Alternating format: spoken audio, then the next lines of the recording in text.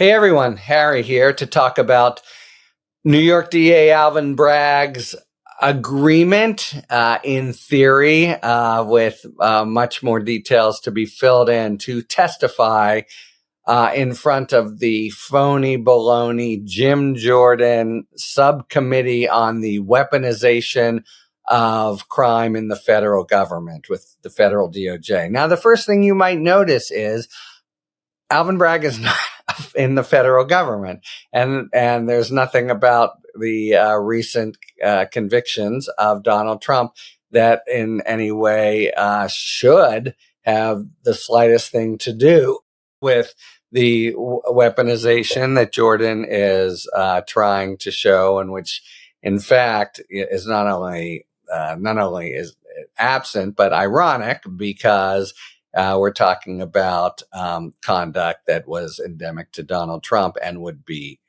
over the top worse were he to be reelected. But anyway, in a sort of Orwellian truth is fiction fashion, Jordan has been pushing this theme. But he says, I want Bragg to show up. Why exactly? Somewhere in there is the theme I think is supposed to be that the Alvin Bragg case is all political and all ginned up. Okay, but where's the federal government look? And somehow, somewhere, assume a can opener and go through a bunch of clouds and emerge on the other side to Joe Biden, the president. So when they're giving their talking points and assailing the New York verdicts, which, by the way, if you listen carefully, never include challenging the facts that the jury found and the DA proved, or the basic intent being among those facts that Trump had when to keep information from the voters. They say some arcane things that they don't understand about problems possibly with jury instructions. But when they go after it, it's really just complete broadsides about politics that inheres basically, and this little kernel of challenge. There's something there to sort of discuss among grown-ups. Is it a little funky that a deep blue state prosecute a former president after he's out of office? But the answer to that has to be, if the crimes are bona fide. And for all we know, all the evidence of the last couple months is these are, absolutely what the DA said they were. And also, it's a shame that people couldn't be there to sort of experience it. I'm your proxy here, however, and here, I was in the courtroom here to tell you it was just methodical and overwhelming proof. Okay, but Bragg has a kind of diplomatic response to Jordan's request. He says, in theory, sure, I'd be glad to testify in theory. Now, you want me like in a few days, as when he's called. And he said, but I can't do that. There's scheduling issues, not to mention he has not been sentenced yet, Donald Trump. So it would really gum up the works potentially to be having this kind of thing before he's even been sentenced. That's for starters. And then again, very politely, as if just, trying to talk collegially, we need a little bit more information on the scope and what you're trying to learn and how we can inform you, because it's the game is pretty clear from now. They're not a subtle bunch, Jim Jordan and company.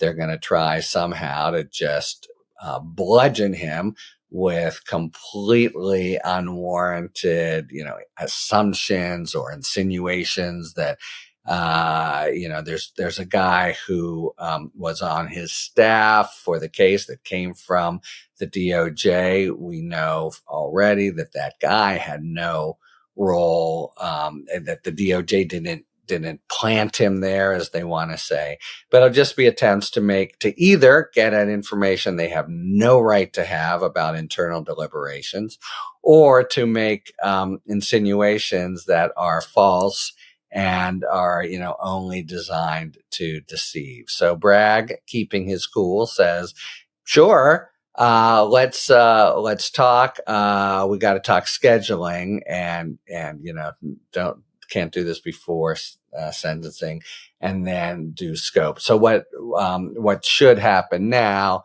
we'll see. And in some ways, Bragg is holding the stronger hand, because they'll make certain, they'll insist on, well, we can't talk about this, that, or the other. For example, internal deliberations. But if you want to discuss, and then it's really like fairly bland stuff. And at that point, Jordan can, jump up and down and insist on more, or maybe even issue a subpoena and have it include the topics that Bragg says he can't discuss, and then try to use that to gin up a contempt motion and hope that the Congress passes it within its razor-thin margin.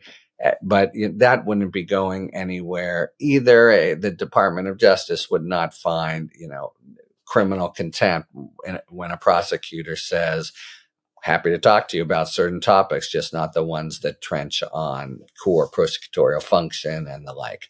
So in some ways, Jordan's all wet, but that's his typical state, and just looking to have political advantage and jump up and down. So Bragg, I think, has parried him pretty well, and in particular, very hard, it seems to me, for Jordan to insist on a hearing before the sentencing, before July 11th. And at that point, I think the air has maybe leaked out of the tires a bit, or they're on to other things. Though, he's a bulldog, and when he gets something in his jaw, he tends not to let it go. So there could still be a showdown, including hot questioning with Bragg there saying, I won't discuss that, and Jordan jumping up and down. But for now, there's nothing immediate, and discussions to ensue about the scope of whatever testimony Bragg would give. And one other thing in particular you can bet Bragg will protect, and that is any of the deliberations of the trial team, including the one lawyer who was moved over to the DA's office from the Department of Justice, who you never know whom they might try to make the kind of villain and put up a wanted poster for. But Bragg in particular will, he's got the political sophistication to stand up and say, you have some questions for me, fine. A lot I can't answer, but bring them on and I'll do my best. But nobody's talking to the actual line prosecutors in the case. So there you have it. It won't be for a while, and there'll be some negotiations about content and scope and the like. So we'll see if Jordan even keeps pushing on it. But for now, a fairly deft finesse and buying of time by Alvin Bragg. Talk to you later. Thanks for tuning in.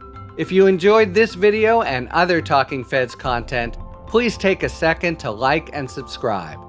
Talk to you later.